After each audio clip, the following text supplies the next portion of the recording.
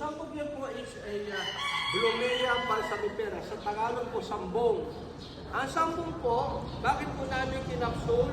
Para hindi po mamatay yung enzyme. Kasi pag nilaga mo ang sambong, mamamatay ang enzyme niya. So we put this in a capsule. Ginawa po namin ito, pinurumulit po namin para po mainom po ninyo. Kapag hindi po kayo masyadong mapaihin, nasakit ang inyong tuhod dahil mataas ang uric acid, may UTI, ito po ang binigay para po kayo din ay makaihin po na maayos. Sambok yun. Ito po. Tapos po yung sayon, konti lang po ang content na coffee nito. Ito pong coffee nito, pinurumulit ko po talaga ito para po sa kalusugan.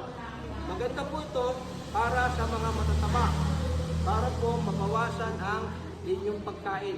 Iinumin po itong sayon coffee mix na ito, isang oras po bago kumain para mawalan ka ng ganang pagkain. Yung pong Garcinia Cambogia is appetite suppressant para mawala ang gana. Pag sinabay mo sa pagkain, wala nang epekto. Tataba ka pa rin kasi dapat mabawasan po yun. Green coffee, yung L-carnitine po ay para po sa fat metabolism. Green tea is also good for blood circulation.